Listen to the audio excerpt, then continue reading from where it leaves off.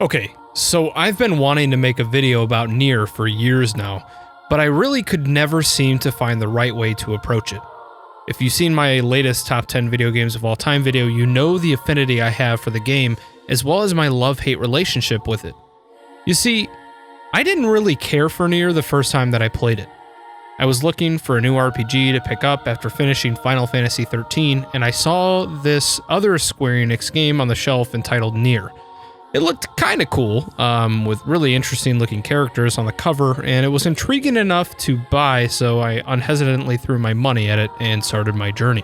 Except, when I started playing it, it was quite boring. I thought the characters and NPCs were somewhat bland, the environments lacked detail, and the combat was extremely generic. I started looking around online for what other people who had played the game thought, and I was definitely not alone. Nier seemed like nothing more than a run-of-the-mill action RPG. But, for some strange reason, I just couldn't stop playing it. Believe me, just like every other gamer out there, I have played my fair share of duds and bad games over the years, but there was something about Nier that kept me coming back. Something that sat in the back of my mind, urging me to keep popping it in my 360 to give it another chance. And judging from the fact that I'm making the video today, I'm certainly glad that I did.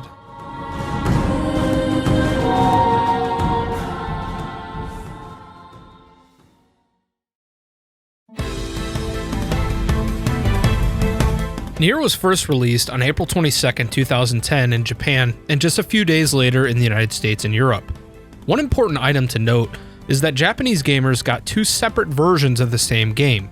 Nier Replicant was a Japanese-only exclusive for the PS3, while Nier Gestalt was released for the Xbox 360. Replicant and Gestalt are essentially the same games, with the main characters having different relationships, brother or father to another one of the main characters, and other subtle differences that don't really influence the outcome of the game.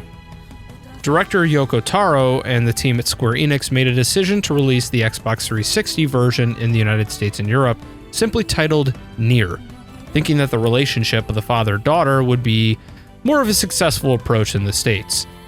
And well, I guess it kind of worked since the cover art is the sole reason I bought the game. The game was initially received rather poorly. While many recognized the game for having a unique appeal to it, many were not able to get past the lackluster gameplay. Honestly, this is where I also fell when I picked it up. I wasn't necessarily looking for something cerebral or complex narratively. I was just looking for a fun game to pass the time with, and well, Nier just wasn't cutting it. Whether for the repetitive combat or unskippable fishing mechanics, there were plenty of grumbles gamers had with Nier, and all for good reason. I specifically remember one game review I read absolutely obliterating the game for the fishing quest, and I stopped playing it after reading the review. Talk about peer pressure. Commercially, Nier had a mixed result. In retrospect, it actually sold quite poorly for a Square Enix game, with over 20% of its initial sales coming only after Autonoma's release in 2017. By 2019, Taro estimated around 500,000 copies of Nier had been sold, which is less than an eighth of this spiritual successor's sales. It required a decent-sized budget, especially with its expensive soundtrack and cast of characters, and it actually marred the developer Cavia so bad that they never made another game again, disbanding just 3 months after Nier's release. Yoko Taro floated around as a freelance game director for many years after the company went defunct, even helping develop Drakengard 3 under Access Games until the development of Autonoma began. So, now that I've laid the groundwork for explaining why Nier didn't exactly fly off the shelves when it released, why is it regarded as one of the most criminally underrated games of all time? Why does Nier and Yoko Taro have a devout cult following of egg-headed intellectuals who will stop at nothing to defend the games and everything that it stands for? And, most importantly, why do I love it so much? Well, I wish there was a simple answer, but as with many things, we must explore Nier's narrative, gameplay, and themes to fully understand why so many people regard it as one of their favorite games of all time.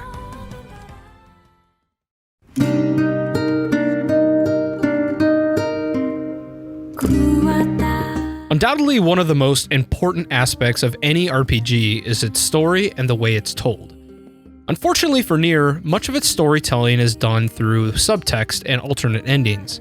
Similar to what many gamers missed in another one of my favorite RPGs, Lost Odyssey, Nier's story doesn't initially take center stage. Of course, there is an overarching genericism of Nier stopping at nothing to find a cure for his daughter Yona. The deeper meaning to the game and its characters isn't fully discovered until many hours later. In other words, you won't find the story if you're not looking for it. In my opinion, this is the main reason why so many people disregarded the game as incessantly bland and repetitive without taking a moment to stop and smell the roses, so to speak. If it's not being crammed in your face, you're pretty much left to fend yourself off with the generic combat and gameplay mechanics. The backstory of the game is rather intriguing. It starts in a post-apocalyptic environment existing in a prolonged snowstorm, where much of humanity has been killed off by the white chlorination syndrome, a disease that would put even the Black Plague to shame. The disease was caused as fallout from an extensive war fought between two worlds, whose details can be further uncovered by exploring the Drakengard series, which I'm not going to go into too much detail about here because I haven't really played them to their entirety. You start the game off as Nier, a human fighting to defend his daughter Yona, who appears to be suffering from an unknown sickness. You're attacked by a group of dark figures known only as Shades, as you must work to protect your daughter from harm. Eventually, Nier sees no reasonable solution to the lack of food, shelter, and suffering his daughter is going through, and activates a mysterious book to gain more power. After defeating the Shades at the beginning of the game, a millennial time skip occurs in which you are once again presented with Nier and Yona. Wait, what? Okay, I didn't really understand that one when I played Nier for the first time either. But by playing the game through to its entirety, we find out the true origin of the Shades and the Replicants, as well as their creation through the Gestalt Project in an effort to separate body and soul to ultimately save humanity. So, you know, it's pretty serious stuff. Before I go too far off the rails on Nier's intellectual masterpiece of a story, I want to highlight some of the things that were unfortunately misunderstood about its gameplay. As I previously admitted, my initial thoughts of Nier's gameplay were pretty low. The combat felt clunky. Not to mention that just hitting certain enemies was a challenge with the absence of a lock-on system. Like, that would have completely changed the game. Even after unlocking magical abilities when you first meet Grimoire Weiss, there wasn't much incentive to explore these options past a few of the core magic attacks. The game does present you with a variety of weapons, all of which you need to acquire before unlocking the final two endings of the game, but I didn't really see a necessity to vary it up much after I unlocked the Greatsword. I mean, that thing's freaking OP. However, also, like I previously mentioned, there was something about the gameplay that kept drawing me back in, time after time. I began to enjoy some of the combat portions after the mechanics began to vary a bit. Nier became so much more than its Drakengard roots. It evolved from a hack-and-slash action RPG to a bullet hell game from some of the bosses, to a text adventure in the Forest of Myth, to a side-scrolling platformer in the Aerie, and even a puzzle game later on after Facade. I never knew what I was really going to come up to next. Even more intriguing was the deeper meaning of the language unlocked by defeating Shades along the way. By collecting more of the Shades' words, Grimoire Weiss's magic grew along with it. Learning more about the Shades made them easier to defeat. It was actually a pretty decent concept. Although I will never truly say that the gameplay is good by a critical definition, it is certainly one of the most unique and varied gameplay styles I have come across in a game. Yoko Taro took a major risk by experimenting with so many different gameplay styles, most notably the Forest of Myth's Zork-style text adventure. It was jarring but enjoyable, even if some of the segments bordered on 30+ minutes scrolling through the white words against a black background. I mean, I think Kanye's backstory alone was like 40 minutes. Despite the variety in gameplay, there were still some sequences that just missed the mark in my opinion. The Diablo-style overhead layout of the lab was one of the most important parts of the game for discovering the backstory, but it was at the cost of struggling to navigate through strangely sectioned corridors and rooms. It was definitely a cool idea, but one that flopped at its execution. If there's one thing that I can say with certainty, it's that Nier's score is an absolute masterpiece. The haunting chamber chanting juxtaposed against smooth percussion, and other fanfare makes this OST one for the ages. Composer Keiichi Okabe was given relatively free rein for his involvement with the soundtrack, and Yoko Taro even admitted that some of the game's areas were built after the soundtrack was finished. Instead of putting the cart before the horse, the levels fit seamlessly to craft an immersive experience. Some of my favorite tracks in the game include the Radiant Hills theme, which just has a grandiose flair about it, kindling that sense of adventure an open-world RPG area needs. Conversely, Emil Karma creates an almost desperate feeling, with melancholy-sounding vocals that rattle the soul. One of the more fascinating aspects of Nier's score is the female vocalist brought onto the project, Emi Evans. There are plenty of tracks in the game where she can be heard singing a beautiful or haunting melody, and although the words sounded familiar, I just couldn't put my finger on what she was saying. Well, that's because she wasn't really saying anything.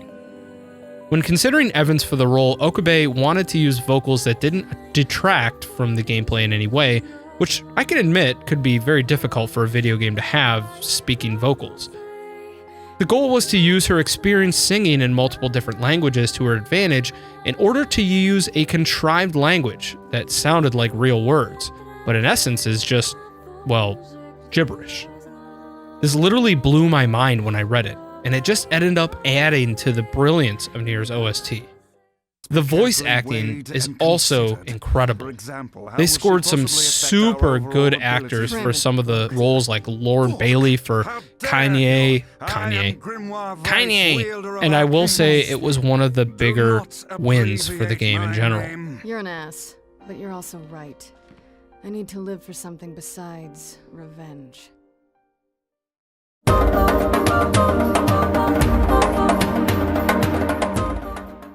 Okay, so the story of Nier is pretty cool. We've covered that a little bit already, but does it make it profound? Why are so many people enamored by its story and defending it relentlessly? The truth is, there really isn't any other game out there like Nier. Sure, many games over the years have alternate endings, but the way Nier presents the same story with multiple routes is nothing short of brilliant.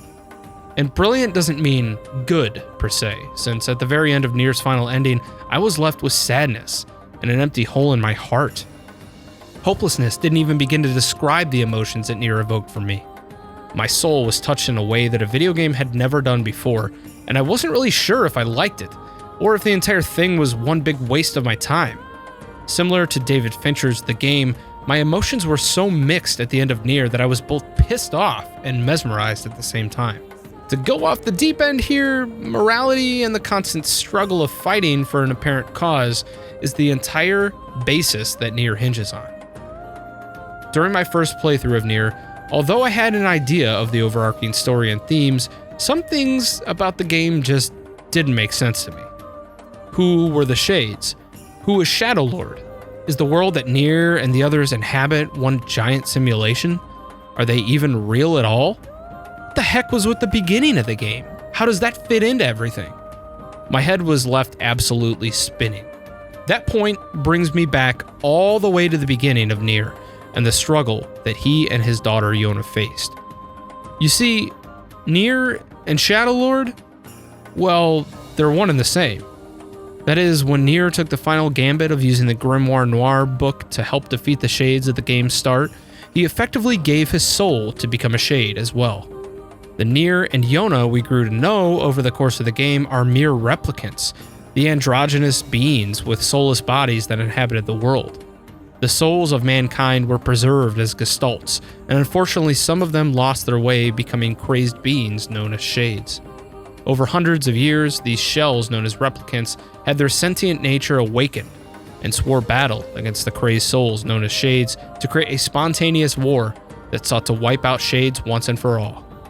Which, if you're following me at home, would mean that they would be wiping out the souls of mankind that were trying to be saved in the beginning in the first place and all that other stuff. So, yeah, this is pretty deep stuff. The main problem is, although I uncovered some hints along the way, the dots weren't really connecting for me as to the origin of the Shades and replicants that we played as. I was mindlessly hacking and slashing my way through the game with no regard for anything. It wasn't until my second playthrough learning that Kane was actually part shade, as well as getting glimpses into the dialogue of the other shades or gestalts that were still sentient, that I truly realized the haunting reality of Nier.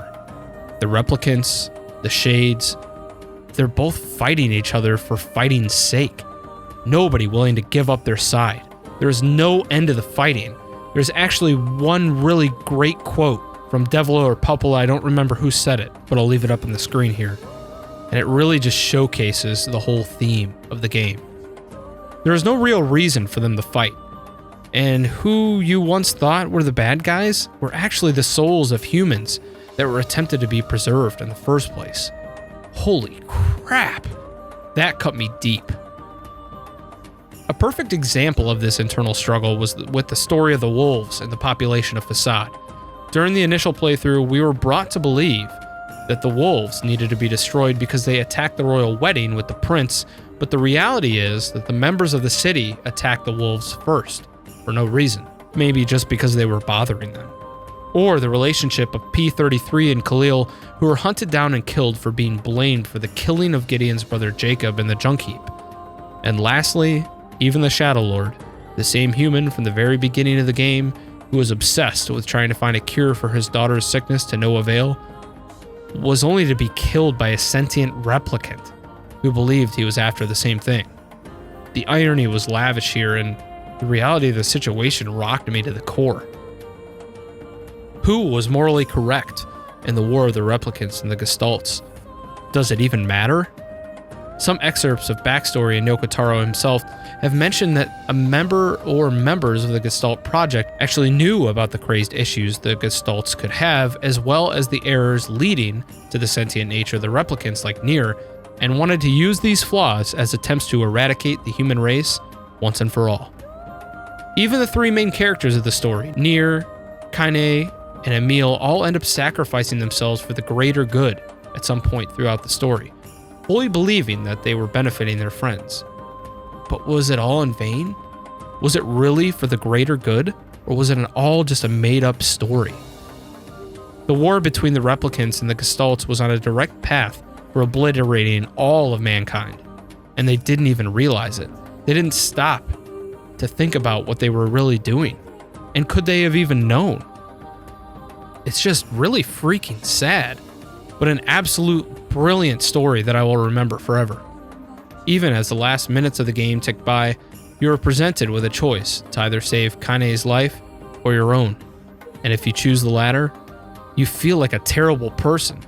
But by saving her life, your entire save file is deleted for good, not even being able to create a character with the same name ever again. Your character was lost to existence. The morality struggle in Nier is really what makes it stand out. Sure, every villain has a story, just as the anime community. In some animes, such as Katanagatari, you're introduced to each antagonist's backstory in exhausting detail in an effort to understand the reasons for their fighting. And in some cases, you even feel some sort of sympathy for them. It's really a great approach to storytelling, but honestly not enough time to get invested in their cause. But in Nier, you spend hours in the entire first playthrough fighting against the Shades, so when the veil is pulled back, it just feels different. You really feel the pain of these gestalts, the Shades you are laying waste to. Yoko Taro deftly crafted a narrative that was both morally exhausting and emotional, leading to a feeling of emptiness as I watched my save file disappear for the final time.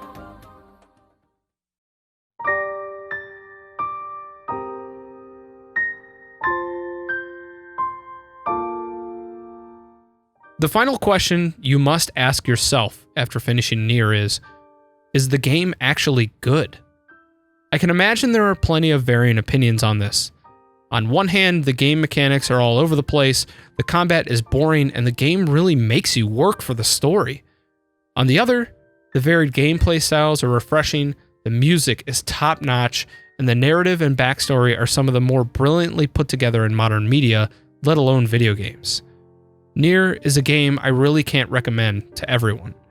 There are good friends of mine that I know for a fact would write the game off almost immediately due to the dated graphics or the ebb and flow of combat, but to others, the game unloads a truckload of lore and talking points that will keep you invested far beyond your initial playthroughs.